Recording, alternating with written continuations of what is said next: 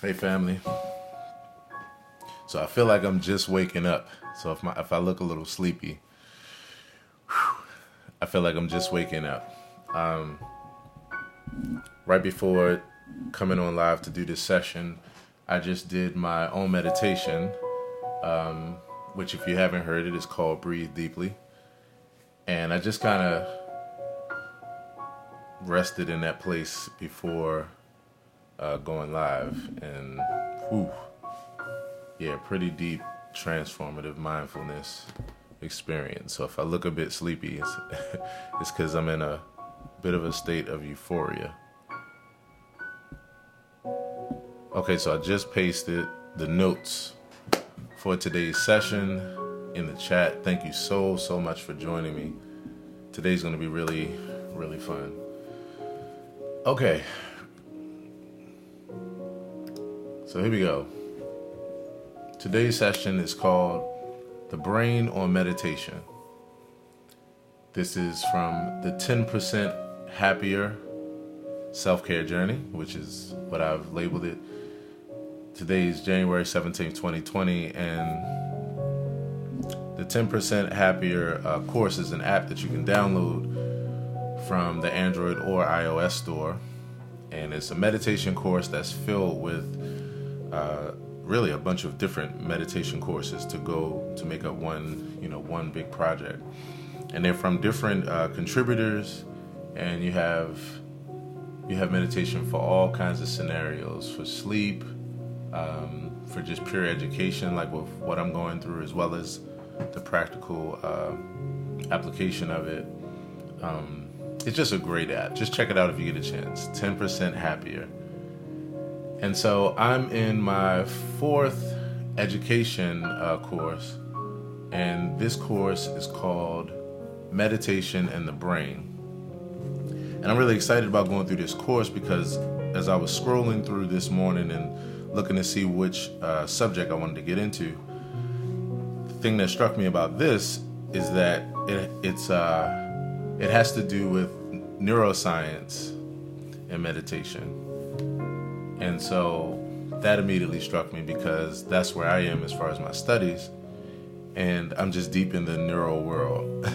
For those that don't know, I just created a term that I'm looking to coin and kind of make a household name. Yeah, do me a favor, drop me a line. Thanks, Patrick. Thanks for the love, bro. Drop me a line and let me know if you all can hear me clearly. Happy birthday to you too, bro.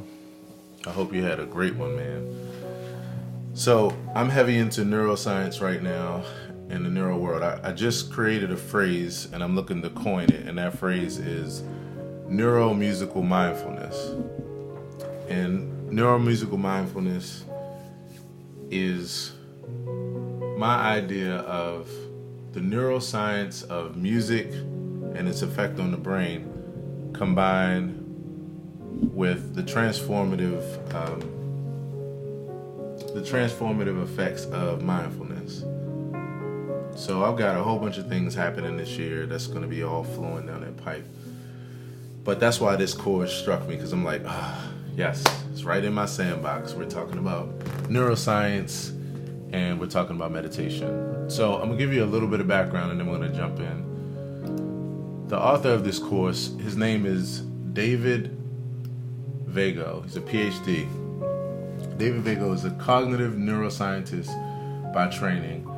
Dr. David Vago, or Vago, I guess you pronounce it, has been instrumental in developing leading-edge science around meditation and the brain. He also has close to 20 years of experience with practicing and teaching mindfulness, including with renowned teacher Shenzhen Yang. He has a number of research initiatives that are ongoing, including Mapping the Meditative Mind, in which he has partnered with contemporary meditation and yoga teachers, as well as scholars to investigate states of meditation across the spectrum of formal meditative expertise.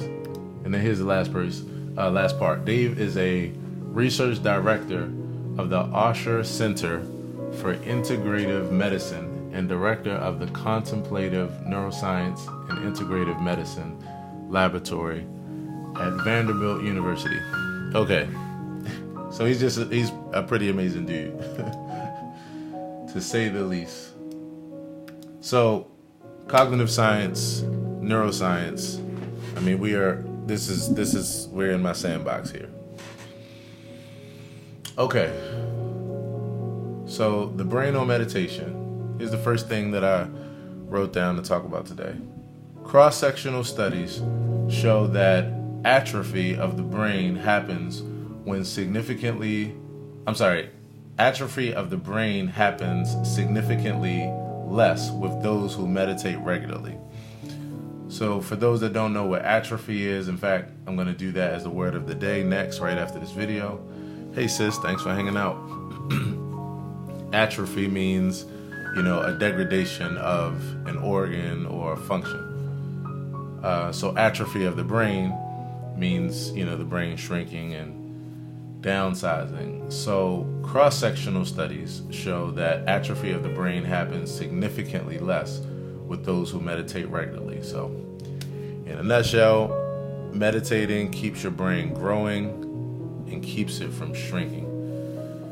Exploring shifts between focused attention and mind wandering develops intentional and aware mind control. And one of the things that we're going to do today for just a couple minutes is I'm going to take us through the practice that they actually did in this course. And that was in the shifting between focused attention and mind wandering. And what you do is you develop intentional and aware mind control. It's pretty cool. I mean, you're basically exploring like the depths of your brain. You're going from honing in to allowing your mind to just wander, and just coming back and forth with that. So let's see. Okay, the last note, and then we're going to do the practice for a couple minutes, and then I'll come back to some final notes. So through focused attention alone, you're dampening and decreasing activity in the limbic system, a primitive area of the brain important for initiating and sustaining the stress response. So, if you all haven't heard of the limbic system, I'm going to actually drop some information in the chat if you get a chance to check it out. But this particular, the focus part of the meditation basically helps you. It's the part that connects right with de-stressing, this area of the limbic brain is used for initiating and sustaining a stress response. So you're directly affecting that when you just focus on attention, like with breathing and that kind of thing. Okay, so I have a little bit more notes, but what I'm going to do is we're going to do the practice, because one of the things that I mentioned and I've been doing is we've been doing 30-second meditations for each session. And basically, I'm convinced that 30 seconds is all you need in order to, get into meditation, for it to be accessible to the whole world. You can do it at any given time, any place. You don't have to have anything ideal, but just setting the intention. So with that, we're going to do that.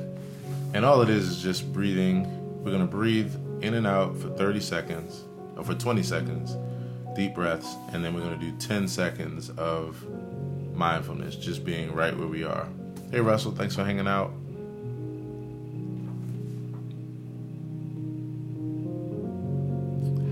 So we're going to do that, and then I'm going to continue where the next part, what I'll say is that we'll allow our attention to just wander at that point. So again, you don't have to be in an ideal place. I'm going to have my eyes closed, but you don't have to have your eyes closed. And yeah, let's just flow with this little practice. So we're going to start by taking a deep breath in through the nose and exhale out through the mouth. Deep inhale in, long exhale. One more deep breath in, and long exhale. And then we're just going to take 10 more seconds to just stay in that place of mindfulness.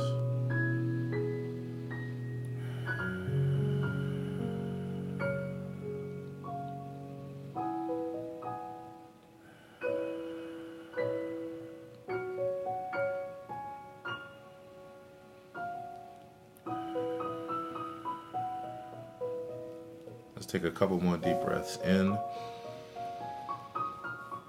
and out. One final deep breath in and exhale out.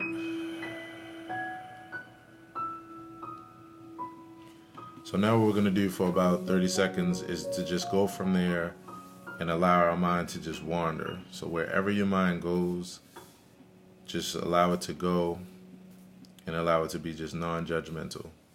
Doesn't matter if it's about the last conversation you've had or the grocery list or the laundry list of things to do. You just want to allow your mind to wander.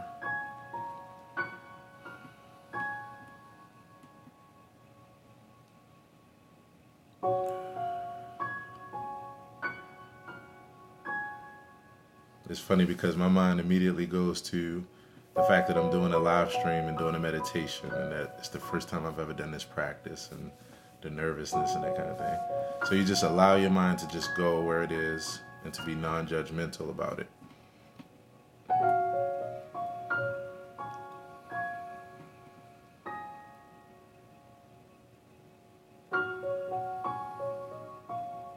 So now we're going to bring it in by going back to the focus attention on the breathing. And all you want to do is say to yourself, in and out while inhaling or exhaling, or you can count your breaths. And this is called noting. So just use whatever device you will and take a deep breath in and out.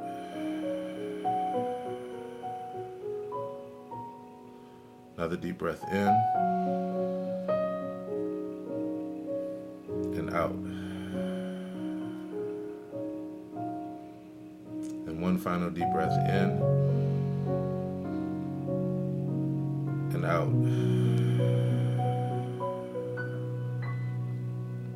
You want to take a final 10 seconds to just stay in that place of presence.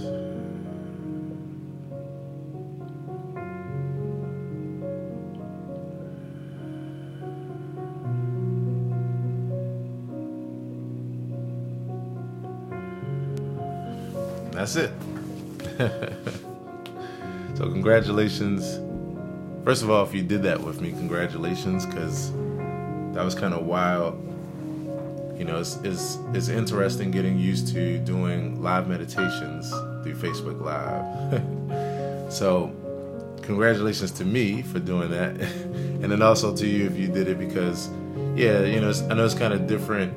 And, you know, if you haven't been into meditation, you know, if you listen to the session that I did yesterday, and really even the day before that, the topics were all about different roadblocks or obstacles or excuses that we have for not being able to do something as simple as to breathe deeply, you know, or take a few minutes to just do nothing and just sit, you know, in the presence of that nothing.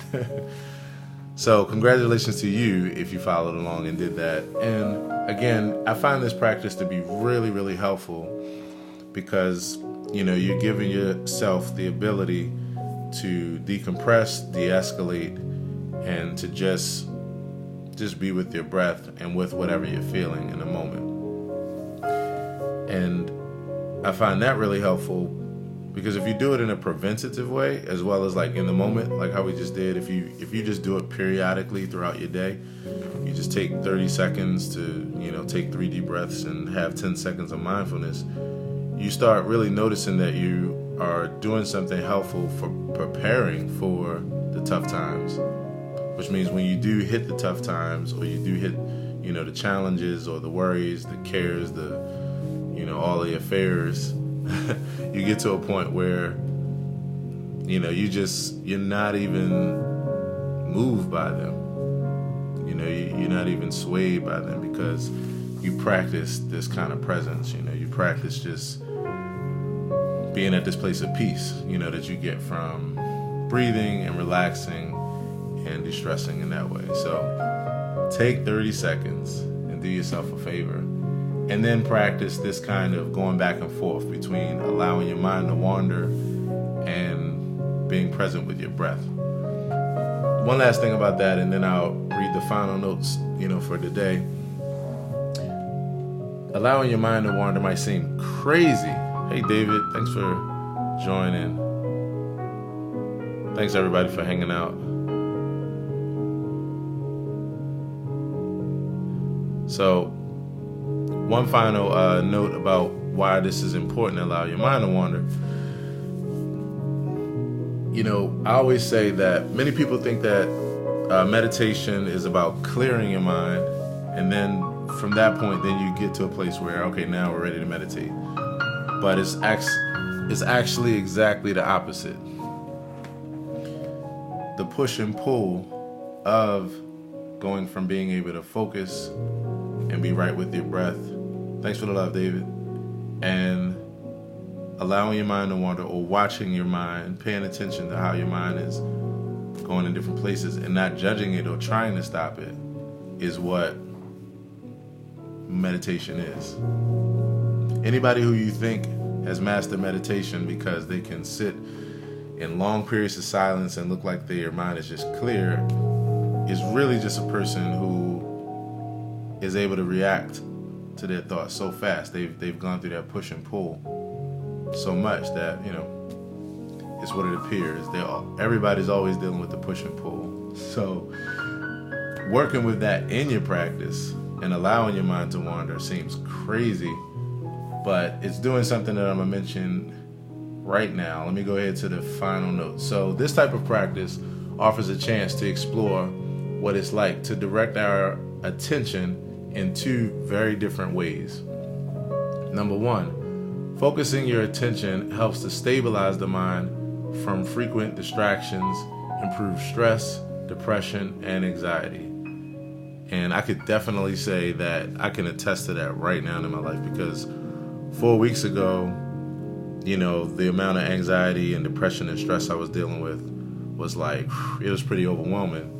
And what I've noticed is that in these last 3 weeks, everything has changed. I mean, not only do I feel better in my body, and it's not manifesting in my body in the ways that it was before, and it's not, you know, exacerbating other things, but also just my demeanor, you know, my mental faculties, and just my overall state, you know. And I'm used to being at a place of peace. So this takes me back to prior to like this stage of my life, you know, where you deal with overwhelming things, right? It takes me back to that place of peace that I know so well. So this definitely helps you. If you've never tried it, it helps a lot with improving stress, depression, and anxiety. Secondly, and this is the converse, you know, what we did, letting the mind wander intentionally improves understanding of how the mind works, flexibility, and a non-judgmental attitude, and acts as a reverse psychology toward the goal of becoming more focused. So again, we're allowing the mind to wander, being with it, and accepting that as part of the practice too, even though it seems counterintuitive. The one thing I want to point out here is the reverse psychology. It's so crazy. Like, once you get to the point of continuing to practice with your breathing and just taking time to be focused on that, when you allow your mind to wander and you practice letting it go, you'll find your mind naturally shifting to just coming back to a place of focus easily. But it's just because you're not like wrestling with the stuff that comes to mind, you know, that your mind is wandering. You're not wrestling with it. You're so allowing of it that it just doesn't have your focus anymore, you know. I always look at it like it's like a stream of thoughts, like a river over your head, a stream of thoughts just passing. And instead of you being in the river and being tossed around by the thoughts, you just are sitting on the shore, you know, sitting on the riverbed, you know, peacefully on like a blanket, just watching the river flow. You know, that's what I experience it as. So it's definitely a reverse psychology that happens when you do this. And you actually realize you are able to become more focused by allowing your mind to wander. It's intentionally allowing your mind to wander. It's really just awareness. So last but not least, the final thought I have here, which this is a direct quote from David Vago, And it is, the more we can understand how the mind works and our capacity to train it, focus and be flexible, the better resourced we are to meet the range of emotions, perceptions, and thoughts that we have every moment of every day. I'm going to read that one more time. The more we can understand how the mind works and our capacity to train it, focus, and be flexible, the better resourced we are to meet the range of emotions, perceptions, and thoughts that we have every moment of every day. Need I say more? I don't. Except for the fact that the song that you heard in the background here is my song called Breath of Life. It's a piano meditation that I wrote behind a guided meditation that I did called Breathe Deeply. If you haven't heard it, please look up Breathe Deeply on my YouTube channel, Aaron Hill TV. And this song is available everywhere, Spotify, Apple Music, wherever you stream music. So check it out if you get a chance. And then also another project that is right in that same vein is Key Reflections, also on those same platforms. Look up Aaron Hill Key Reflections. And then last but certainly not least, if you appreciate what I'm doing here and you want to support me in making this kind of content or the other content that you see, look out for that info in the description and or the comments of this video. Thanks a lot for joining me. As always, peace and be well.